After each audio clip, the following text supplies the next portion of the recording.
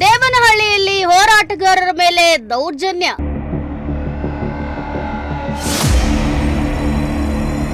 ದೌರ್ಜನ್ಯ ಖಂಡಿಸಿ ತಿಪಟೂರಲ್ಲಿ ರೈತರಿಂದ ಪ್ರತಿಭಟನೆ.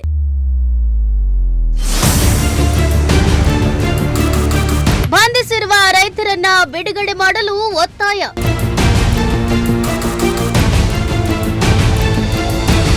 ದೇವನಹಳ್ಳಿಯಲ್ಲಿ ಶಾಂತಿಯುತವಾಗಿ ಪ್ರತಿಭಟನೆ ಮಾಡುತ್ತಿದ್ದ ಹೋರಾಟಗಾರರ ಮೇಲೆ ಪೊಲೀಸರು ನಡೆಸಿದ ದೌರ್ಜನ್ಯವನ್ನ ಖಂಡಿಸಿ ತಿಪಟೂರು ನಗರದ ತಾಲೂಕು ಕಚೇರಿ ಬಳಿ ಕರ್ನಾಟಕ ಪ್ರಾಂತ್ಯ ರೈತ ಸಂಘ ಹಾಗೂ ಬಗರ್ ಹುಕುಂ ಸಾಗುವಳಿದಾರರ ಹೋರಾಟ ಸಮಿತಿ ತಿಪಟೂರು ಘಟಕದ ವತಿಯಿಂದ ರೈತರು ಪ್ರತಿಭಟನೆಯನ್ನ ನಡೆಸಿ ತಹಶೀಲ್ದಾರ್ ಅವರಿಗೆ ಮನವಿನ ಸಲ್ಲಿಸಿದರು.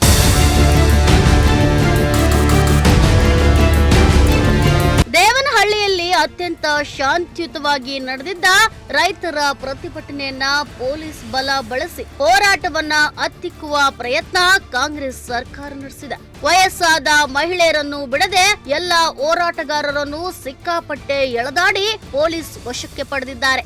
ಅಭಿವೃದ್ಧಿ ಹೆಸರಿನಲ್ಲಿ ರಿಯಲ್ ಎಸ್ಟೇಟ್ ದಂಧೆಕೋರರಿಗೆ ಲಾಭ ಮಾಡಿಕೊಳ್ಳಲು ಅಸಂಖ್ಯಾತ ರೈತ ಸಮುದಾಯವನ್ನು ಬೀದಿ ಪಾಲು ಮಾಡಲು ಹೊರಟಿದೆ. ರೈತ ಸಂಘದ ಮುಖಂಡರು ಕಿಡಿಕಾರಿದರು.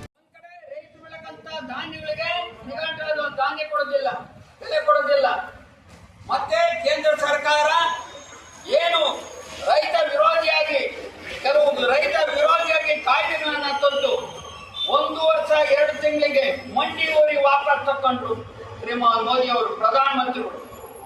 ಅದನ್ನ ಈಗ ನಾನು ಗೆದ್ದ ತಕ್ಷಣನೇ ವಾಪಸ್ ತಗೊಂತೀನಿ ಅಂತ ಹೇಳಿದಂತ ರಾಜ್ಯ ಕಾಂಗ್ರೆಸ್ ಸರ್ಕಾರ ಇವತ್ತು ಮೀನಾಮೇಷ ಹೇಳುತ್ತಾ ಇದೆ. ಆದ್ರಿಂದ ಯಾವುದೇ ದುಡಿಯುವ ಜನ ಇವತ್ತು ಕಾರ್ಮಿಕರಾಗಿ ರೈತರಾಗಿ ಯಾರೇ ಕೂಡ ಇವತ್ತು ನಾವು ಬದುಕಲಿಕ್ಕಾಗಲ್ಲ. ಮುಂದೆ ನಾವು ರೈತರು ಕೂಲಿಗಾರರು ಪಾಪಕ್ಕೆ ಹೋಗ್ತಾರೆ. ಆದ್ರಿಂದ 100ಕ್ಕೆ 70 ಜನ ವ್ಯವಸಾಯ ಮಾಡ್ತಾ ಇದ್ದೀವೋ ಇನ್ನು 10 ಜನಕ್ಕೆ ಬರುವಂತ ಪರಿಸ್ಥಿತಿ ಬರುತ್ತೆ. ಆದ್ರಿಂದ ಈ ಏನು ಸರ್ಕಾರ ಎಲೆಕ್ಷನ್ ಚುನಾವಣೆಗಿಂತ ಮುಂಚೆ ಏನು ಮಾಡಿಕೊಟ್ರಿ ನೀವು ಆ ಮಾತನ್ನ ಗಂಭೀರವಾಗಿ ತಗೊಂಡು ಶ್ರೀಮಾನ್ ಸಿದ್ದರಾಮಯ್ಯರೇ ಇವತ್ತು ಮಾತು ನಿಲ್ಲುತ್ತೆ, ಕಾಲ ಹೋಗ್ತಿರುತ್ತೆ. ಆಡಿನ ಮಾತಿನಂತೆ ಸಾಗುವಳಿ ಚೀಟಿ ಕೊಡಿ, ಆಡಿನ ಮಾತಿನಂತೆ. ಆಮೇಲೆ ಅದೆಲ್ಲ ಶ್ರೀಮಂತರದು ಬೆಳೆ ಪರಿಹಾರಕ್ಕೆ ವಿಮೆ ಮಾಡ್ತೀವಿ, ಬೆಳೆ ಹೋಗ್ಲಿಕ್ಕೆ ದುಡ್ಡು ಕೊಡ್ತೀವಿ ಅಂತಾರೆ. ಯಾವ ದೊಡ್ಡ ಕಂಪನಿ ಅವರು ಕೂಡ ವಿಮೆ ಮಾಡ್ತಾರೆ, ವಿಮೆ ಮಾಡ್ತಾರೆ, ದುಡ್ಡು ಕಟ್ಟಿಸ್ಕೊಂಡವ್ರೆ. ಇವತ್ತವರೆಗೂ ದುಡ್ಡು ಬಂದೈತ?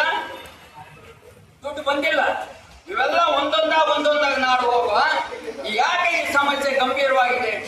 ಅದೇ ಸರ್ಕಾರಿ ನೌಕರರು ಒಂದೇ ದಿವಸ 3 ಗಂಟೆ ಹೊತ್ತಿಗೆ ಚಳವಳಿ ಮಾಡ್ತೀನಿ ಅಂದ್ರೆ 3 ಗಂಟೆ ಒಳಗೆ 7ನೇ ಆಯೋಗವನ್ನ ಜಾರಿಸಿತು.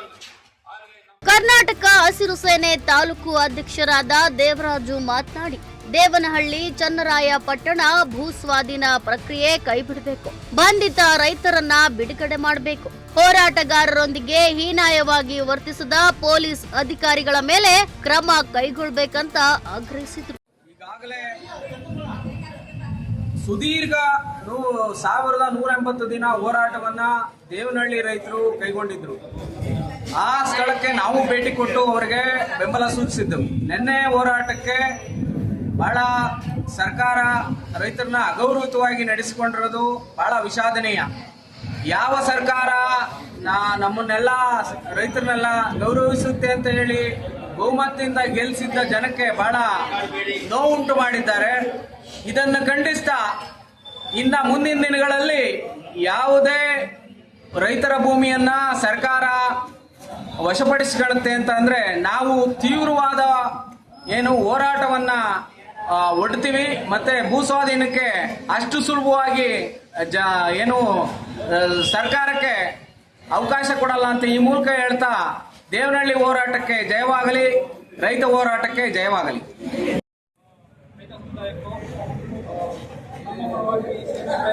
ಏನೋ ಭೂಮಿನ ಅಲ್ಲಿ ಶಿಕ್ಷೆ ಮಾಡ್ಕೋಬೇಕಂತ ಸ್ವಾಧೀನ ಮಾಡ್ಕೋಬೇಕಂತ ಒಂದು ಅದಕ್ಕೆ ಏನು ಹೋರಾಟ ನಡೆದಿರುತ್ತೆ. ಹಾಗೂ ಅನ್ನದಾತರು ಅವರು ಕೂಡ ಏನು ಅರೆಸ್ಟ್ ಆಗಿದೆ, ಬಂಧನದಲ್ಲಿದ್ದಾರೆ ಅಂತ ಮಾಹಿತಿ ಅದಕ್ಕೋಸ್ಕರ ನಮ್ಮ ಮಂಗಳೂರಿನ ಅಂಶಗಳನ್ನ ಬರ್ತಿಲ್ಲ. ಮುಂದೆ ನಮ್ಮ ಮೇಲಧಿಕಾರಿಗಳ ಗಮನದಲ್ಲಂತ ಮತ್ತೆ ಏನು ಈ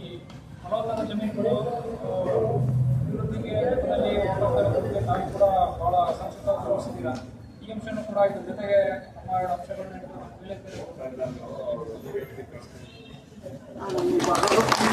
ಈ ಸಂದರ್ಭದಲ್ಲಿ ರೈತ ಸಂಘದ ಮುಖಂಡರಾದ ಜಯಣ್ಣ, ಚನ್ನಬಸವಣ್ಣ, ಯೋಗೇಶ್ವರ ಸ್ವಾಮಿ, ದಯಾನಂದ, ಕುಮಾರಪ್ಪ, ಸುಧಾಕರ್, ಶ್ರೀಕಾಂತ್ ಸೇರಿದಂತೆ ಇತರರು ಹಾಜರಿದ್ದರು.